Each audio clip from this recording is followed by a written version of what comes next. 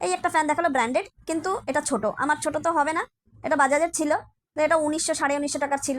তো সেখানে রেখে আমরা অন্য আরও একটা দোকানে ঢুকলাম, এটাও দেখো ছোট দোকান, এখানেও সেই একই প্রবলেম, চাইনিজ বা ইন্ডিয়ান মেড হলেও, ইন্ডিয়ান মেড আছে কিনা আমি জানি না, কিন্তু যেগুলোর ওয়ারেন্টি গ্যারান্টি খুব কম সময়, এখানেও একই প্রবলেম, আজ আসবে না কাল আসবে, এই করে করে কোনো দোকানে আমি আমার মনের মতো ফ্যান পেলাম না। তারপরে বললাম যে আরও একটা দোকান আছে, চলো যাই ঘুরে আসি। দেখো এখন বৃষ্টি মোটামুটি ফিসফিস করে ভালোই জোরে বৃষ্টি হচ্ছে, রাস্তাটা মোটামুটি ভিজে গেছে, আমরাও হয়তো ভিজবো ভিজবো ভাব।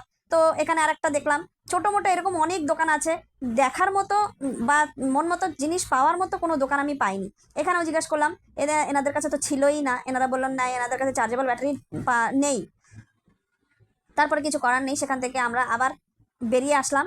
বেরিয়ে এসে এবার বৃষ্টি মাথায় আর কত দূর খুঁজবো, কত দূর ঘুরবো জানি না, এদিকে সন্ধ্যে নেমে এসছে একদম, দেখো আমি তারপর এই দেখো উপরের দিকে পুরো মেঘ।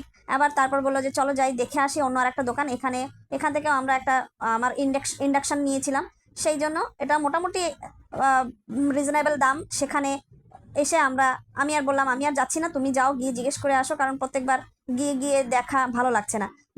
বুঝেই গেছিলাম যে এখানে হয়তো আমি যেটা চাইছি সেরকম আমি পাবো না, চার্জেবল ব্যাটারি আমি পাবো না।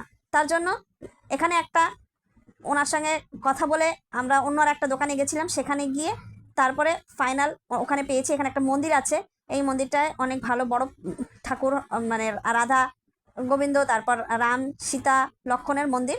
তো এখানে দুর্গাপুজোরও প্যান্ডেল হয় ভালো, আমরা এখানে পুজো দর্শন করতে আসি। তারপরে আমরা চলে যাই ঘরে আরও একটা দোকান দেখে।